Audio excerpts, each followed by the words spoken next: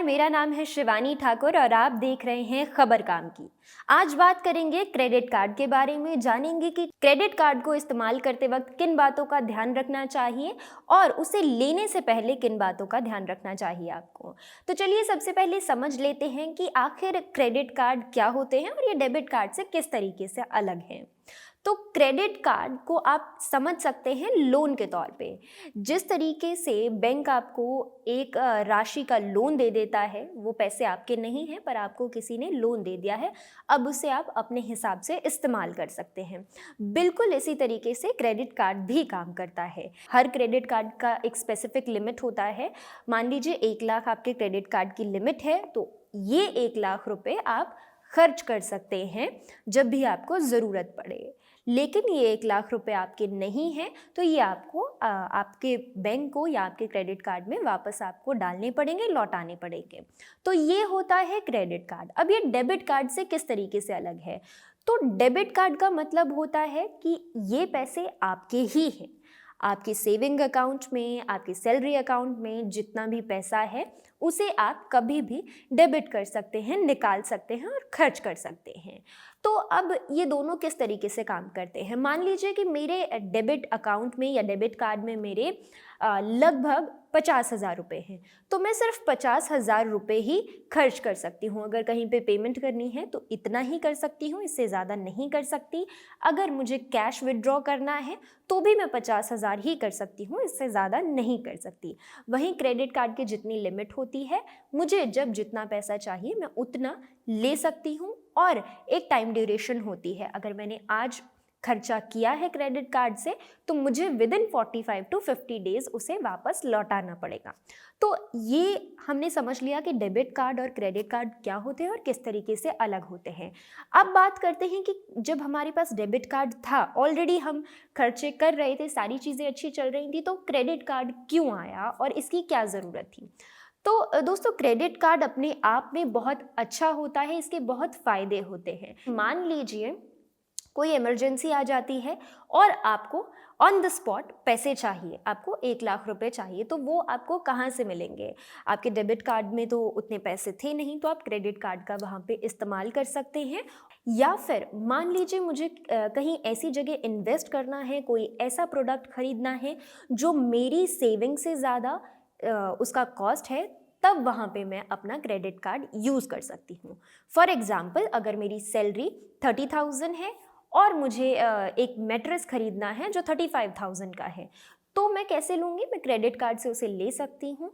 इस पे मैं ईएमआई बना सकती हूँ या फिर वो जो लिमिटेड टाइम फ्रेम है उसमें मैं अपना पैसा जो है वो वापस चुका सकती हूँ। तो इस तरीके से ये काम करता है। तो ये तो थे इसके एडवांटेजेस, बहुत अच्छे तरीके से हम यहाँ पे इस्तेमाल कर सकते हैं क्रेडिट कार्ड का, लेकिन साथ ही साथ इसके कुछ डिसएडवांटेजेस भी हैं।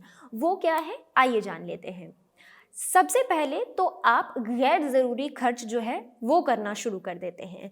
यानी कि हो सकता है कि मुझे किसी चीज़ की ज़रूरत नहीं है, मेरा एक नॉर्मल फ़ोन पे भी काम चल जाएगा, मैं कोई नॉर्मल 10-20 हज़ार का फ़ोन लूँगी तो वो भी चल जाएगा। लेकिन क्रेडिट कार्ड आपको प्रमोट करता है कि आप ज़्यादा एक्सपेंसिव चीज़ें लें और आप अपने खर्चों को बढ़ा लें। तो ये एक इसका बहुत बड़ा फॉल्ट होता है। इसके बाद जो इसका सबसे बड़ा डिसएडवांटेज होता है वो ये है कि 45 टू 50 डेज तक तो आपको नो इंटरेस्ट पे लोन मिल गया है, आपको क्रेडिट मिल गया है। लेकिन उसके बाद क्या? अगर आप उस ड्यूरेशन के बीच में पैसे नहीं चुकाते हैं तो उसके बाद आप पे भारी इंटरेस्ट लगना शुरू हो जाता है। इवन ये लोन से भी ज़्यादा होता है। मान लीजिए आप लोन लेते हैं, उस लोन पे आपको 13 या 15% का इंटरेस्ट देना पड़ता है। यहाँ पे वो इंटरेस्ट रेट काफ़ी ज़्यादा होता है। तो जब आप क्रेडिट कार्ड का पेमेंट नहीं करते हैं तो आप अपने ऊपर काफ़ी फाइनेंशियल बर्डन चढ़ा लेते हैं इस तरीके से। नेक्स्ट इसका जो सबसे बड़ा डिसएडवांटेज है वो ये है कि ये आपका सिबिल स्कोर ख़राब कर देता है, यानी कि क्रेडिट स्कोर कभी कभी ख़राब कर देता है। किस तरीके से? मान लीजिए आपने क्रेडिट कार्ड का इस्तेमाल करके कोई सामान ख़रीदा है, अब आप उसे वक्त पे पेमेंट नहीं कर पाए हैं, तो क्या होगा, आपका क्रेडिट स्कोर उससे ख़राब होना शुरू हो जाएगा। तो ये एक इसका काफ़ी बड़ा डिसएडवांटेज है कि आपका क्रेडिट स्कोर ख़राब होने के चांसेस हैं, जिसकी वजह से आगे चल के लॉन्ग ड्यूरेशन में अगर आपको कोई बड़ा लोन चाहिए तो हो सकता है वो आपको ना मिले। तो ये तो थे क्रेडिट कार्ड के कुछ एडवांटेजेस और डिसएडवांटेजेस। अब बात करते हैं कि आपके लिए क्रेडिट कार्ड कौन सा सही होता है। तो एक क्रेडिट कार्ड को चूज़ करने के बहुत अलग अलग पैरामीटर्स होते हैं। अमूमन क्या होता है कि हमें किसी भी बैंक की तरफ से कॉल आता है कि ये वाला क्रेडिट कार्ड ले लीजिए, और हम उनसे डिस्कस करने लग जाते हैं और उनसे उस कार्ड के फीचर्स वगैरह पूछने लग जाते हैं। बल्कि ऐसा नहीं होना चाहिए, होना उल्टा चाहिए कि आप समझें कि आपकी ज़रूरत क्या है, आपके खर्चे कैसे हैं, आपको सबसे ज़्यादा कौन सा कार्ड सूट करेगा, और उसके बाद आप बैंक को कांटेक्ट करें और उसके हिसाब से आप अपना कार्ड ले लें। तो पहले तो अपनी ज़रूरतों का ध्यान रखें कि आपको क्रेडिट कार्ड की ज़रूरत है भी या नहीं। उसके बाद आपकी जॉइनिंग फ़ीस कितनी है। जब आप क्रेडिट कार्ड ले रहे हैं तो कम से कम जॉइनिंग फ़ीस हो तो आप उस क्रेडिट कार्ड के लिए जाएं, और साथ ही साथ अगर फ़ीस ना ही लगे आप पे तो वो सबसे अच्छा होता है। एनुअल फ़ीस भी आप चेक कर लें कि कितनी लग रही है, उसके हिसाब से जॉइनिंग फ़ीस और एनुअल फ़ीस को कैलकुलेट करके फिर आप किसी क्रेडिट कार्ड को चूज़ कर सकते हैं। अब जो सबसे मेन पॉइंट, आपका सबसे ज़्यादा खर्चा कहाँ होता है। क्या आप ग्रॉसरी में बहुत ज़्यादा खर्च करते हैं, क्या आप gadgets time to time update करते रहते हैं, तो इन सारी चीज़ों का ध्यान रखें। बहुत से क्रेडिट कार्ड ऐसे होते हैं, बहुत से बैंक ख़ास तौर पे किसी एक ब्रांड के साथ या किसी एक कंपनी के साथ एसोसिएट होके कोई क्रेडिट कार्ड लॉन्च करते हैं। फ्लिपकार्ट, अमेज़ॉन, ऐसे अलग अलग आपको क्रेडिट कार्ड मिल जाएंगे।